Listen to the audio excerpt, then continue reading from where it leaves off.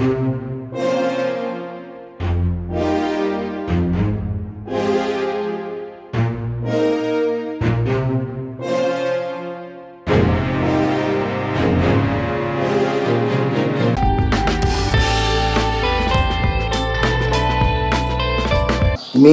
आप्पासाहेब महाराज दिंडेगावकर ह्या देवस्थानचं प्रमुख आहे। सद्गुरू शिवरामबुवा देवस्थान दिंडेगाव या देवस्थानचं मी प्रमुख आहे आणि या ठिकाणचं सगळं कामकाज सध्या आम्हीच बघतो, आम्ही आणि आमचं कुटुंब। तर या दृष्टीनं हे महाराजांना हे सद्गुरू शिवरामबुवा महाराजांना समाधी घेऊन 300 वर्षाचा काळ झाला आणि हे संजीवनी समाधी आहे। आज इथं फार मोठं भाविक या ठिकाणी सेवा करण्यासाठी येतात, भजन कीर्तन कार्यक्रम चालतात। तर दर महिन्याला वद्य एकादशीला दिवसभर दर्शन चालू असतं, संध्याकाळी पुन्हा हरिपाठ कीर्तन भजन जागर असे कार्यक्रम चालतात। द्वादशीला पूर्ण म्हणजे भोजन असतं, सगळ्या वारकऱ्यांना महाप्रसाद महापंगती असते दर महिन्याला। त्याच्यानंतर एकादशी दिवशी दिवसभर म्हणजे फराळाचा कार्यक्रम असतो।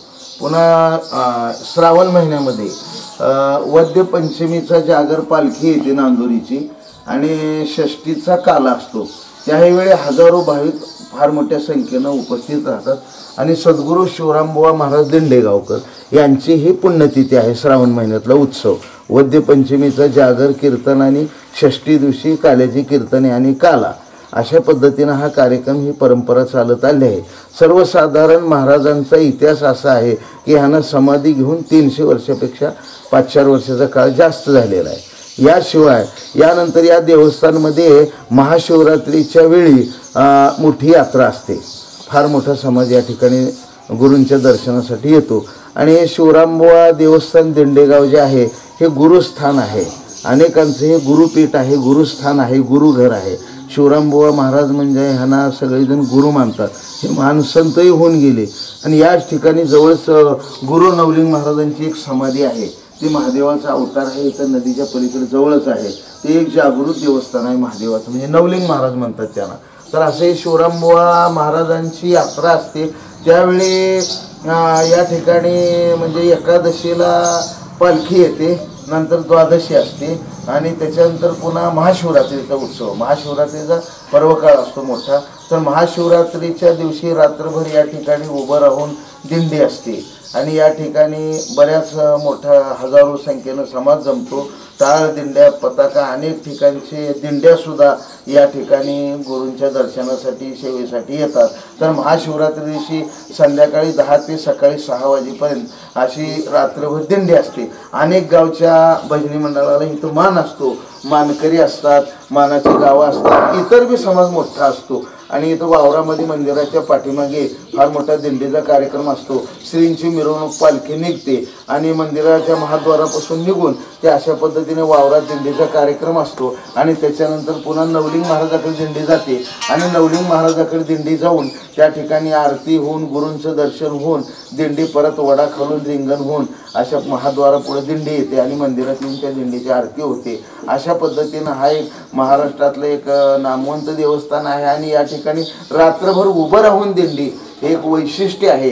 त्या दिंडीवरूनच आमच्या गावचं नाव दिंडेगाव हे नाव पडलेलं आहे। तर दिंडीचा सोहळा असा तुम्हाला कुठेही बघायला मिळणार नाही। रात्रभर या ठिकाणी फार मोठं म्हणजे नामाचा घोष चाललेला असतो, दिंड्या पताका टाळकरी असं एक मोठ्या प्रमाणात या ठिकाणी चालतं आणि द्वादशी दिवशी पुन्हा काल्याची कीर्तने आणि काला कार्यक्रम वडाच्या झाडाखाली एकनाथ महाराजांच्या समाधीसमोर होतो आणि एकनाथ महाराजांच्या समाधीसमोरच पुन्हा तिसऱ्या दिवशी महाशिवरात्री द्वादशी महाशिवरात्री धरून तिसऱ्या दिवशी द्वादशी तिसऱ्या दिवशी काल्याची कीर्तने आणि काला हा कार्यक्रम वडाखाली होतो। त्या ठिकाणी प्रचंड फार मोठा समाज असतो। काल्या दिवशी या ठिकाणी 1 किलोमीटरपेक्षा जास्त बारी लागते दर्शनाची, भाविकांना दर्शनाची सोय आहे, दर्शन बारीची सोय आहे या ठिकाणी। याशिवाय मंदिर परिसर सगळा स्वच्छ करून घेतला जातो, मंदिर स्वच्छता परिसर स्वच्छता आणि मंदिराच्या जवळच अशी असणारी जी जमीन आहे ती एक 10 एकर जमीन कुळवून काळी करून त्या ठिकाणी ऊस वगैरे न घेता हरभरा ज्वारी अशी पिकं करून ती पीक काढून त्या ठिकाणी दिंडी कार्यक्रम सगळं देवाच्या या ठिकाणी जवळ जी जमीन आहे त्या 10 एकरमध्ये सगळे कार्यक्रम यात्रा सगळे पार पडतात। याशिवाय रोडच्या पलीकडे 10 एकर जमीन पार्किंगसाठी तयार केली आहे आणि त्या ठिकाणी वाहनं लावली जातात। 2 दिवस महाशिवरात्री आणि काल्या दिवशी खाली वाहनं येता येत नाही, ती फार मोठी गर्दी असते। शिवराम महाराज हे महान पांडुरंगाचे भक्त होऊन गेले आणि त्यांचा फार मोठा इतिहास आहे। प्रत्यक्ष पांडुरंगाने त्यांच्या आयुष्यामध्ये त्यांना 4 वेळा इथे येऊन भेट दिली आणि पंढरीमध्ये सुद्धा अनेक असे मोठमोठे प्रसंग घडले, चमत्कार घडले। शिवरामबुवा सद्गुरू शिवरामबुवा महाराज हे पांडुरंगाचे रुक्मिणी मातेचे निश्चिम भक्त होते। त्यांनी फार मोठी सेवा केली, फार मोठी भक्ती केली, समाज प्रबोधन केलं, कीर्तन करून त्या काळी समाज जागृत केला। आजही या ठिकाणी या देवस्थानमध्ये सद्गुरू शिवरामबुवा महाराज देवस्थानमध्ये दिंडेगावमध्ये या ठिकाणी लाखो भाविक येतात यात्रेच्या वेळी। दर महिन्याला व्यसनमुक्त मुलं करण्याचा प्रयत्न आहे। पुढली तरुण पिढी माळ घालून त्यांना व्यसनमुक्त करणं, व्यसनातून बाजूला काढणं, सन्मार्गाला लावणं हे महान काम इथं चालतं। समाज प्रबोधन, समाज चांगला राहावा, सुसंस्कृत राहावा, व्यवस्थित राहावा, समाज रचना बिघडू नये, समाजामध्ये चांगल्या गुणाचा विकास व्हावा। ज्ञानेश्वरी गाथा असेल, संतांनी सांगितलेलं वाङ्मय असेल ते रुजवून समाज सुसंस्कृत बनवण्याचं काम पहिलं, समाज चांगला ठेवण्याचं काम। याशिवाय व्यसनमुक्ती, पुढली पिढी वाया जाऊ नये, पुढल्या पिढीसाठी अति तळमळीने या देवस्थानमध्ये काम चालू असतं। आमचे वारकरी, आता मी गुरुवारी आप्पासाहेब महाराज दिंडेगावकर आहे या ठिकाणी प्रमुख म्हणून।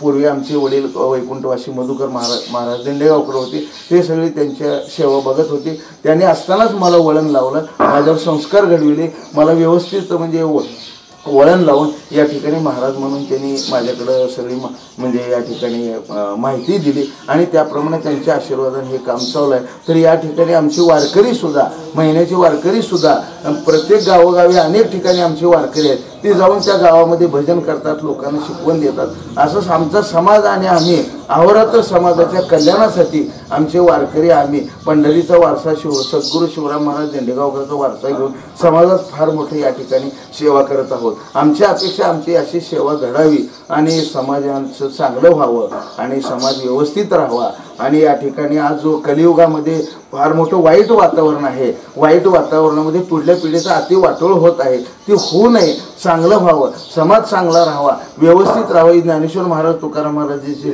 जे काय शिकवण आहे तीच घेऊन आम्ही या ठिकाणी चालत आहोत। पांडुरंगाचे, रुक्मिणी मातेचे, भगवान शंकराचे, पार्वती मातेचे आशीर्वाद घेऊन सद्गुरू शिवरामबुवाचे आणि समाजाची आम्ही सेवा करतो। पुंडलिक वरदारी विठ्ठल, श्री ज्ञानदेव तुकाराम। धन्यवाद साहेब, आपण फार तुम्ही छान